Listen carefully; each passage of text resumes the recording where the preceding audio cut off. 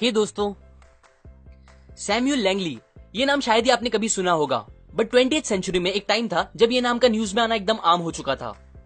ऐसा इसीलिए था क्योंकि उस टाइम पे, और मैं तो बोलूंगा आज भी बहुत से लोगों को लगता है दैट किसी भी ऑर्गेनाइजेशन को सक्सेस पाने के लिए 3 चीजों का होना बहुत जरूरी है। पहला, खूब सारा कैपिटल, एक स्मार्ट टीम और अच्छी मार्केट कंडीशन। फॉर्चुनेटली सैम्यूल के पास ये तीनों चीजें थी और यही रीजन था जिसकी वजह से उनका नाम इतना सुनाई दे रहा था। उन्हें वॉर डिपार्टमेंट की तरफ से $50,000 मिले थे एक फ्लाइंग मशीन बनाने के लिए जो हवा में उड़ सके। मतलब उनको पैसों की कमी नहीं थी। उनके कॉन्टेक्ट दुनिया के बहुत से पावरफुल और स्मार्ट लोगों के साथ थे और उन्होंने पैसों के दम पर वर्ल्ड के कुछ सबसे समझदार लोगों को लेकर अपनी टीम बनाई थी। उस टाइम पे मार्केट कंडीशंस भी उनके लिए बहुत ज्यादा अच्छी थी। न्यूयॉर्क टाइम्स उनके हर स्टेप को कवर करते हुए उनके पीछे पीछे लगी हुई थी। लेकिन उसी टाइम पे कुछ मील दूर डेटॉन ओहियो नाम की जगह में 2 भाई ऑरविल और विल्बर, ये दोनों भी अपने सपने को पूरा करने में लगे थे। उनके पास इस सक्सेस रेसिपी की कोई एक चीज भी नहीं थी। उनके पास पैसे बहुत कम थे। उनकी टीम में कोई एक इंसान भी कॉलेज नहीं पढ़ा था, यहां तक कि वो दोनों खुद भी नहीं, और ना ही कोई न्यूज दूर दूर तक उन्हें कवर कर रही थी। लेकिन फिर भी दिसंबर 17, 1903 में उन्होंने एक ऐसी मशीन बना के दुनिया को दिखा दी जो इंसान को हवा में उड़ा सकती थी, जिसे हम एयरप्लेन कहते हैं। वो पहला दिन था जब उन्होंने सक्सेसफुली फ्लाइट ली और एक हिस्ट्री क्रिएट कर दी। उनकी इस सक्सेस को देखने के लिए वहां कोई नहीं था। लोगों को कुछ दिन बाद पता चला कि ऐसा कुछ हुआ है। सैम्यूल लैंगली के पास वो सारी चीजें थी जो लोगों को लगता था सक्सेस के लिए जरूरी होती है, लेकिन फिर भी वो फेल हो गए। पर दूसरी तरफ व्हाइट ब्रदर्स के पास ऐसा कुछ भी नहीं था। तो फिर कैसे उन्होंने इसे पॉसिबल करके दिखाया? इसका रीजन और इसका आंसर छुपा है एक प्रिंसिपल में, जिसे कहते हैं द गोल्डन सर्कल।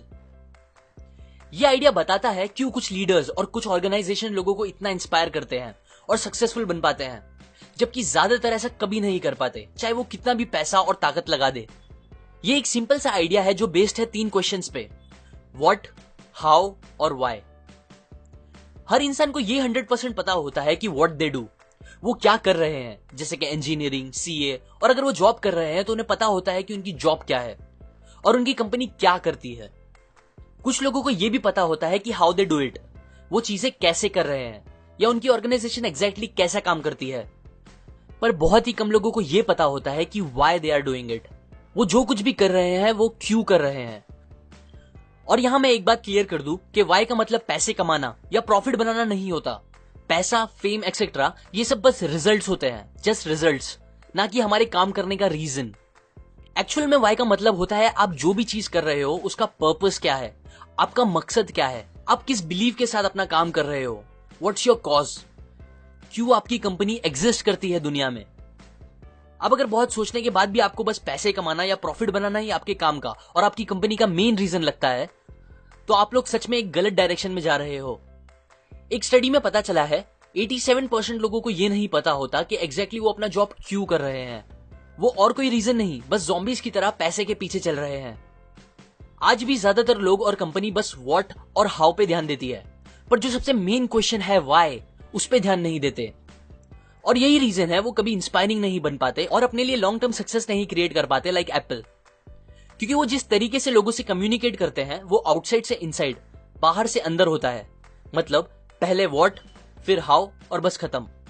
जबकि इंस्पायरिंग लोग और इंस्पायरिंग कंपनी इसका उल्टा करती है। वो इनसाइड से आउटसाइड कम्युनिकेट करते हैं, मतलब अंदर से बाहर। सबसे पहले व्हाई, फिर हाउ और फिर व्हाट। एग्जाम्पल, अगर एप्पल भी दूसरों की तरह लोगों से बाहर से अंदर कम्युनिकेट करती तो उनका मार्केटिंग मैसेज कुछ ऐसा होता, हम बहुत ही स्टाइलिश और ग्रेट कंप्यूटर्स बनाते हैं जो बनते हैं quality material, beautiful design, simple to use और बेस्ट टेक्नोलॉजी का यूज करके। क्या आप एक खरीदना चाहोगे? बस मोस्टली वो व्हाई क्वेश्चन तक पहुंचते भी नहीं। ऐसे ही ज्यादातर लोग और कंपनीज भी जब कम्युनिकेट करती है तो वो बस ये बताते हैं कि वो क्या करते हैं, कैसे करते हैं और कैसे वो दूसरों से बेटर है, और बस ये बता के वो सोचते हैं कि इससे उन्हें लोगों का और कस्टमर्स का अच्छा रिस्पॉन्स मिलेगा। पर ऐसा कभी नहीं होता, क्योंकि इसके पीछे एक बायोलॉजिकल रीजन भी है जो मैं आपको थोड़ी ही देर में बताऊंगा। पहले मैं ये बताता हूं कि एप्पल एक्चुअल में लोगों से कैसे कम्युनिकेट करता है, जो कि इनसाइड से आउटसाइड होता है, अंदर से बाहर, कुछ ऐसे। हम जो भी करते हैं वो सोसाइटी के बनाए स्टेटस और रूल्स को चैलेंज करने के लिए करते हैं। हम बिलीव करते हैं एक अलग सोच में, और हम ये चैलेंज करते हैं हमारे प्रोडक्ट्स को बेटर क्वालिटी, बेस्ट टेक्नोलॉजी का यूज करके, ब्यूटीफुल डिजाइन के साथ और उन्हें सिंपल टू यूज बना के। अभी हाल ही में हमने कुछ ग्रेट कंप्यूटर्स बनाए हैं, क्या आप एक लेना चाहोगे? ये मैसेज पहले वाले से कितना अलग था, राइट? इस तरीके से कम्युनिकेट करने से ज्यादा चांस हो जाते हैं कि लोग वो कंप्यूटर खरीदेंगे, और ये हुआ बस इंफॉर्मेशन के डायरेक्शन को उल्टा करके। लोग इससे इंस्पायर नहीं होते कि आप क्या कर रहे हो और आपकी कंपनी ने कितना अच्छा प्रोडक्ट बनाया है, बल्कि लोग इंस्पायर होते हैं जब उन्हें आपका एक सॉलिड रीजन पता चलता है कि आप जो भी कर रहे हो वो एक्चुअल में क्यों कर रहे हो। और जब उन्हें आपका रीजन समझने लगेगा तब आप लोगों में एक रिलेशन बन जाएगा, जिसे फिर फैक्ट्स और फीचर की इतनी जरूरत नहीं होगी। इसीलिए हमारा गोल ये नहीं होना चाहिए कि हम उन सबसे बिजनेस करें जिन्हें हमारे प्रोडक्ट्स चाहिए, बल्कि हमें उनसे बिजनेस करना चाहिए जो हमारे बिलीव में बिलीव करते हो। अब मैं आपको बताता हूं वो बायोलॉजिकल रीजन क्यों लोग व्हाट और हाउ से इतना इंस्पायर नहीं होते। अगर हम हमारे दिमाग के क्रॉस सेक्शन को ऊपर से देखेंगे तो वो 3 हिस्सों में बटा है, जो कि बिल्कुल गोल्डन सर्कल से रिलेट करता है। हमारा सबसे नया ब्रेन, जिसे हम होमोसेपियन ब्रेन भी बोलते हैं, हमारा नियोकॉर्टेक्स, वो करस्पॉन्ड करता है गोल्डन सर्कल के व्हाट लेवल को, जो रिस्पॉन्सिबल है हमारी लॉजिकल और एनालिटिकल सोच और भाषा को समझने के लिए। अगले 2 हिस्से मिलकर बनाते हैं हमारा लिम्बिक ब्रेन, जो रिस्पॉन्सिबल होता है हमारे फीलिंग्स जैसे कि ट्रस्ट, लॉयल्टी के लिए। यह हिस्सा सारे ह्यूमन बिहेवियर्स को संभालता है, इंक्लूडिंग डिसीजन मेकिंग। और सबसे मेन बात, इसे भाषा समझ नहीं आती। इसीलिए ही जब ज्यादातर कंपनी बाहर से अंदर कम्युनिकेट करती है तब लोगों को सारे facts, figures, features and benefit ये सब तो समझ में आते हैं, पर ये उनको एक्शन या डिसीजन लेने के लिए इंस्पायर नहीं कर पाता। लेकिन जब कोई लोगों से इनसाइड आउट कम्युनिकेट करता है वाई का यूज करके, तो वो डायरेक्टली उसके लिम्बिक ब्रेन से बात करते हैं, जो उनके इमोशंस, डिसीजंस और बिहेवियर को ड्राइव करता है और उन्हें इंस्पायर कर देता है एक्शंस लेने के लिए।